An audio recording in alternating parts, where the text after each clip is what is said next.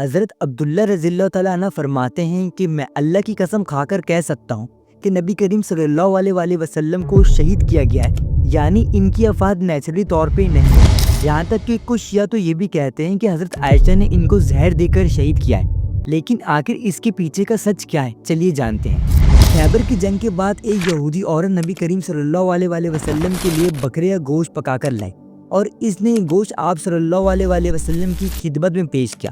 آپ صلی اللہ علیہ وسلم نے اس کا ایک لقمہ کھایا اور فوراً اس بوٹی سے آواز آئی کہ نبی کریم صلی اللہ علیہ وسلم آپ اسے مت کھائیں، اس میں زہر ملا ہوا ہے۔ مگر جب تک بہت دیر ہو چکی تھی کیونکہ بہت سارے صحابی اسے کھا چکے تھے۔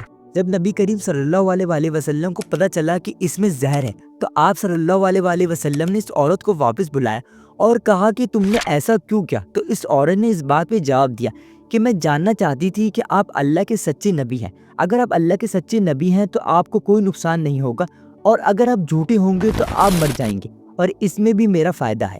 تو نبی کریم صلی اللہ علیہ وسلم نے اس عورت کو معاف کر دیا۔ لیکن جب باقی صحابیوں کی اس زہر کی وجہ سے موت ہوئی تو آپ صلی اللہ علیہ وسلم نے اس عورت کو قتل کروا دیا۔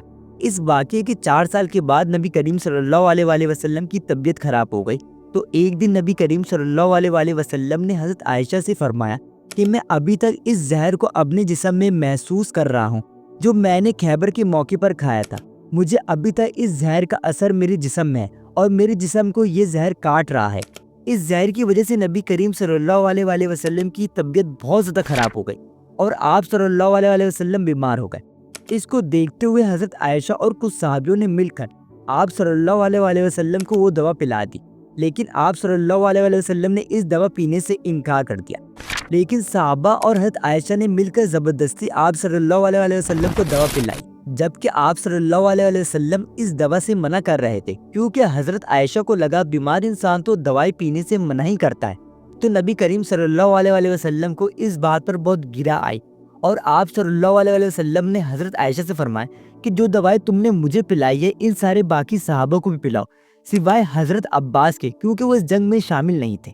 پھر اس کے کچھ ہی دنوں بعد نبی کریم صلی اللہ علیہ وسلم نے اس دنیا سے پردہ کر لیا۔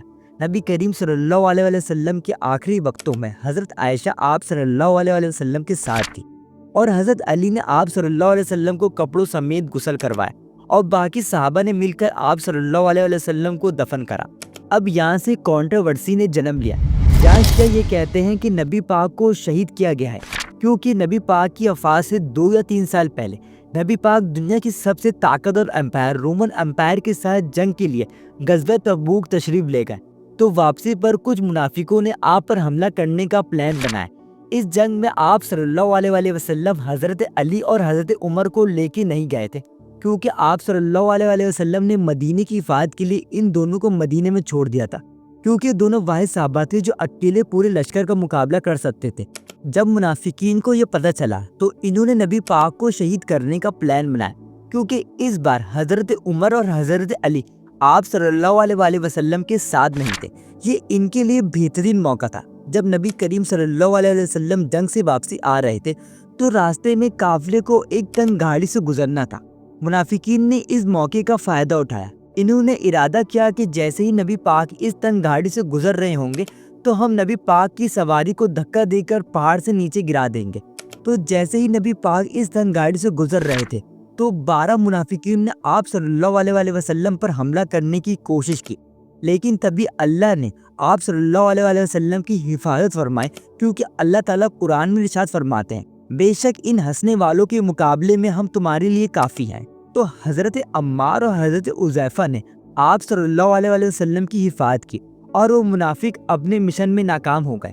اس کے بعد نبی کریم صلی اللہ علیہ وسلم نے حضرت حذیفہ کو ان 12 منافقین کے نام بتائے۔ اب وہ کون تھے اس کے بارے میں ایک الگ سے ویڈیو بتا دوں گا، کیونکہ نبی پاک کو شہید کرنے کی سازش تھی۔ اس وجہ سے شیعہ کہتے ہیں کہ نبی پاک کی وفات قدرتی نہیں ہوئی اور آپ کو شہید کیا گیا ہے۔ اس سے ریلیٹو ایک حدیث موجود ہے جس میں حضرت عبداللہ فرماتے ہیں کہ میں اللہ کی قسم کھا کر کہہ سکتا ہوں کہ نبی پاک کو شہید کیا گیا ہے۔ اس کا حوالہ دے کر شیعہ اپنے آئیڈیالوجی کو مضبوط کرتے ہیں کہ نبی پاک کو شہید ہی کیا گیا ہے۔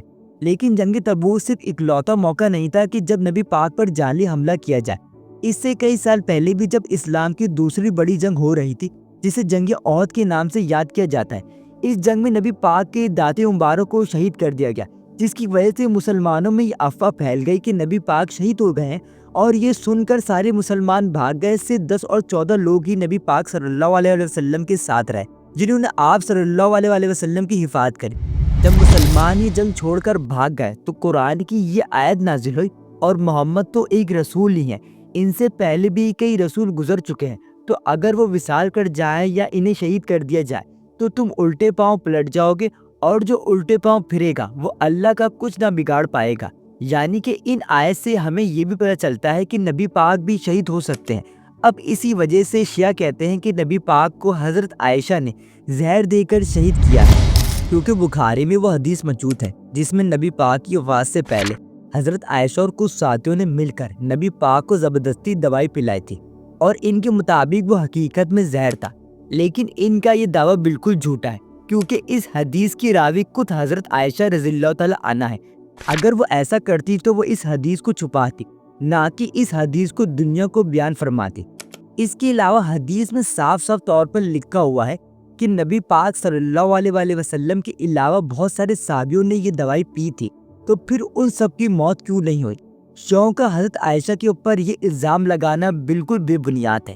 دوسری بات یہ کہ اگر نبی پاک صلی اللہ علیہ وسلم کو شہید کیا جاتا تو حضرت عمر اور حضرت علی ان کا ضرور بدلہ لیتے، اور وہ اس دنیا میں قیامت برپا کر دیتے، لیکن ان دونوں نے ایسا بالکل بھی نہیں کیا۔ اس کے علاوہ نبی پاک صلی اللہ علیہ وسلم سے سب سے زیادہ اللہ تعالیٰ محبت کرتے ہیں، تو کیا اللہ تعالیٰ ان کو ایسے ہی شہید ہونے دیتے؟ اور اگر ایسا تھا تو ہجرت کے وقت کافر نبی پاک کو ضرور شہید کر دیتے۔